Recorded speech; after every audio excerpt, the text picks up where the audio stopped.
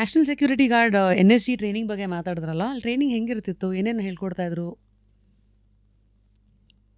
Security ಬಗ್ಗೆ ಒಂದೆರಡು ವಿಚಾರ ಹೇಳಿ NSG ಬಗ್ಗೆ ನಾನು ಹೇಳಲಿಕ್ಕೆ ಇಷ್ಟಪಡ್ತೀನಿ.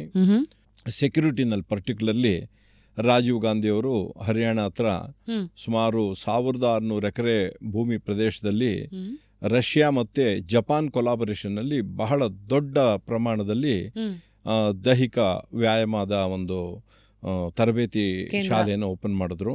ಅವು ಪರ್ಟಿಕ್ಯುಲರ್ಲಿ ಕಮಾಂಡೋಸ್ ಏನು ಟೆರರಿಸ್ಟ್ ಆ್ಯಕ್ಟಿವಿಟಿ ಆಗುತ್ತೆ ಆಗ ಅವ್ರನ್ನ ಹೆದರಿಸ್ಬೇಕಾದ್ರೆ ಯಾವ ರೀತಿ ಫಸ್ಟ್ ರೆಸ್ಪಾಂಡ್ ಅಂತಿರ್ತಾರೆ ಅವ್ರನ್ನ ತಯಾರು ಮಾಡೋದು, ಮತ್ತು ಬಾಂಬ್ ಸ್ಕ್ವಾಡು, ವಿವಿಧ ಟೆಕ್ನಿಕಲ್, ಈಗ ಡ್ರೈವಿಂಗ್ ಇರುತ್ತೆ, ಡ್ರೈವಿಂಗ್ ಟ್ಯಾಕ್ಟಿಕ್ಸ್ ಅಂತ ಬರುತ್ತೆ.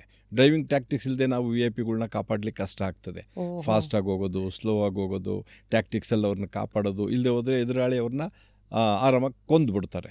ಅದು ನಮ್ಮಲ್ಲೇ ಇಲ್ಲದೆ ಹೋದರೆ ಪೊಲೀಸ್ನವ್ರು ನಾವೇ ಕಲೀಲಿಲ್ಲ ಅಂದರೆ ಆ ಒಂದು ಟ್ಯಾಕ್ಟಿಕ್ಸು ತುಂಬ ಒಂದು ಅಭಾಸ ಆಗುತ್ತೆ ಅನ್ನೋ ವಿಚಾರದಲ್ಲಿ ಡ್ರೈವಿಂಗ್ ಟ್ಯಾಕ್ಟಿಕ್ಸ್ ಟ್ರೈನಿಂಗೂ ಇದೆ. ಮತ್ತು ಶೂಟಿಂಗ್ ಬಗ್ಗೆ ನಮ್ಮ ಇಂಡಿಯಾದಲ್ಲಿ ಯಾವ ರೀತಿ ನಾವು ಭಯೋತ್ಪಾದನೆ ಎದುರಿಸ್ತಾ ಇದ್ದೀವಿ ಅದಕ್ಕೆ ತಕ್ಕನಂತೆ ಕೌಂಟರ್ ಕೊಡುವಂಥ ಒಂದು ಟ್ರೈನಿಂಗ್ ಕೊಡ್ತಾರಲ್ಲಿ. ಹಾಗಾಗಿ ಹೌದು, ರಿಯಲ್ ಬುಲೆಟ್ಸ್ ಕೊಡ್ತಾರಾ ಸರ್? ರಿಯಲ್ಲೇ, ಅಲ್ಲೇನು ಡೂಪ್ಲಿಕೇಟ್ ಅಂತ ಏನಿರಲ್ಲ.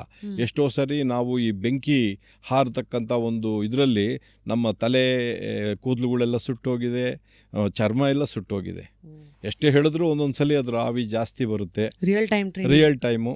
ಇನ್ನೊಂದು ಹೇಳಲೇಬೇಕಾದಂಥ ವಿಚಾರ ಅಂತ ಹೇಳಿದ್ರೆ ಅಲ್ಲಿ ಎಲ್ಲ ಆರ್ಮಿ ಆಫೀಸರ್ಸು ನಮಗೆ ಟ್ರೈನಿಂಗ್ ಕೊಡೋದು. ಓಡಬೇಕಾದ್ರೆ ಒಬ್ಬ ಹೇಳ್ತಿದ್ದ ದೌಡ್ನೆ ಮೇ ಆನಂದ ಮಿಲ್ತಾ ಅಂತ. ಎಲ್ಲಿವರೆಗೂ ದೌಡಬೇಕೋ ಗೊತ್ತಿಲ್ಲ ನಮಗೆ, ಆದರೆ ಪ್ರಾಣ ಹೋಗೋವರೆಗೂ ದೌಡೆ. 15 ಕಿಲೋಮೀಟ್ರು 20 ಕಿಲೋಮೀಟ್ರ್ಗಳ ಒಂದು ಓಟ, ಹೆಚ್ಚಿನ ವಸ್ತುಗಳು ಒಂದು 20 kg ತೂಕ ಎತ್ಕೊಂಡು ಓಡ್ತಿದ್ವಿ ನಾವು. ಅವರು ಇನ್ನೇನು ನಾವು ರೀಚ್ ಆಗೋ ಮೂಮೆಂಟಲ್ಲಿ ಬನ್ನಿ ಬನ್ನಿ ಬನ್ನಿ ಅಂತ ಕರೀತಾರೆ, ಒಂದೊಂದು ಕಲರ್ ಫ್ಲ್ಯಾಗ್ಗಳು ಇಟ್ಕೊಂಡು. 3 ಫ್ಲ್ಯಾಗಲ್ಲಿ ನಾವು ರೀಚ್ ಆಗಬೇಕು, 1 ಗಂಟೆ 2 ಗಂಟೆ ಹಾಗೆ ಹೇಳಿ 16 ಕಿಲೋಮೀಟ್ರ್ಗಳ ಒಂದು ಲೆಂತ್ನ ನಾವು ತಯಾರು ಮಾಡಬೇಕು, ಓಡಬೇಕು. ಮ್ಯಾರಥಾನ್. ಆ ರೀಚಿಂಗ್ ಟೈಮಲ್ಲಿ ನಮಗೆ ಬೇಕಾದಷ್ಟು ಟ್ಯಾಕ್ಟಿಕ್ಸ್ ಎಲ್ಲ ಇರುತ್ತೆ, ವೆಪನ್ಸ್ ಎಲ್ಲ ಇರುತ್ತೆ, ಶೂಟಿಂಗು ಮಾಡಬೇಕಾಗ್ತದೆ, ಮತ್ತು ಎಷ್ಟೋ ಕಡೆ ಹರ್ಡಲ್ಸ್ನ ನಾವು ದಾಟಿ ಬರಬೇಕಾಗ್ತದೆ. ಹಾಗೆ ಲಾಸ್ಟಲ್ಲಿ ಬರಬೇಕಾದ್ರೆ ನಮ್ಮ ಒಂದು ಎದೆ ಬಡಿತ ಎಷ್ಟು ಒಡ್ಕೊಳ್ತದೆ ಅಂತ ಹೇಳಿದ್ರೆ, CRPFನ ಒಬ್ಬ ಸಬ್ ಇನ್ಸ್ಪೆಕ್ಟ್ರು ಸ್ಪಾಟಲ್ಲಿ ಸತ್ತೇ ಹೋದ. ಮತ್ತು ಆ ಸತ್ತಂಥ ಒಂದು ಭಯ ನಮಗೆ ಹೋಗಬೇಕು ಅಂತ ಹೇಳಿದ್ದೇನೆ, ನಾವು ಅದಕ್ಕೆ ಭಯ ಪಡ್ದೇ ಕಂಟಿನ್ಯೂ ಮಾಡೋ ಥರ ಮಾಡಿ ಎಗೈನ್ ಇನ್ನೂ ಒಂದು ಸಲ 10 ಮೈಲಿಗಳ ಒಂದು ಓಟನ ಕಂಟಿನ್ಯೂ ಮಾಡಿದ್ರು, ಭಯ ಹೋಗಬೇಕು ಅಂತೇಳಿ. ಆ ರೀತಿ ಇಂದಿನ ನಮ್ಮ ಪ್ರೈಮ್ ಮಿನಿಸ್ಟರ್ ಸೆಕ್ಯೂರಿಟಿ ಆಗಿರ್ಬೋದು ಅಥವಾ ಅತಿಗಣ್ಯ ವ್ಯಕ್ತಿಗಳ ಸೆಕ್ಯೂರಿಟಿ NSGನಲ್ಲಿ ಏನು ಕೊಡ್ತಾರೆ, ಭಾರತ ಪ್ರಪಂಚದಲ್ಲಿ ಅತಿ ಉನ್ನತ ಮಟ್ಟದಲ್ಲಿ ರಕ್ಷಣಾತ್ಮಕವಾಗಿ ತರಬೇತಿ ನಡೀತಾ ಇದೆ ಅಂತ ಹೇಳಿ ನಾನು ಖಂಡಿತವಾಗ್ಲೂ ಹೇಳಕ್ಕೆ ಇಷ್ಟಪಡ್ತೀನಿ. Very nice. ಸೊ ಈ NSG ಅಲ್ಲಿ ಒಂದಷ್ಟು ತರಬೇತಿ ಹೇಗೆ ನಡೆಯುತ್ತೆ ಅಂತೆಲ್ಲ ನಮ್ಗೆ ಹೇಳಿದ್ರಿ, ಧನ್ಯವಾದಗಳು. ಆ್ಯಂಡ್ ಇವತ್ತಿಗೂ ಯಾರು ಬೇಕಾದ್ರೂ ಅಲ್ಲಿ ಸೇರ್ಕೋಬೋದಾ? ಇಲ್ಲಮ್ಮ, ಆರ್ಮಿ, ಪ್ಯಾರಾಮಿಲಿಟ್ರಿ ಆ್ಯಂಡ್ ಪೊಲೀಸ್ 3 ಮಾತ್ರಲೇ ಅಲ್ಲಿ ಪ್ರವೇಶ ಇರೋದು. ಆರ್ಮಿಯವರು ಯಾಕೆ ಆರ್ಮಿ ಬಂತು ಅಂತ ಹೇಳಿದ್ರೆ, ಈ ಹಿಂದೆ ಬ್ಲೂ ಸ್ಟಾರ್ ಆಪರೇಷನ್ ಅಂತ ಹೇಳಿದ್ದೇನೆ ನಮ್ಮ ಗುರುದ್ವಾರ ಇದರಲ್ಲಾಯಿತು, ಸಿಖ್ಖರ ಒಂದು ಪವಿತ್ರ ಸ್ಥಳದಲ್ಲಿ ಅವರು ಆರ್ಮ್ಸ್ ಆಮಿನೇಷನ್ ಇಟ್ಕೊಂಡಿದ್ರು, ಬಿಂದ್ರನ್ ವಾಲೆ ಅವರು ಟೆರರಿಸ್ಟ್ ಆಗಿದ್ರು ಅನ್ನೋ ವಿಚಾರದಲ್ಲಿ ಅವರ ಒಂದು ಗುರುದ್ವಾರನ ಅಟ್ಯಾಕ್ ಮಾಡಬೇಕಾದ್ರೆ ಬಹಳ ಕಷ್ಟ ಇತ್ತು, ಪೊಲೀಸ್ನವ್ರಿಗೆ ಬಿಡ್ತಿರ್ಲಿಲ್ಲ.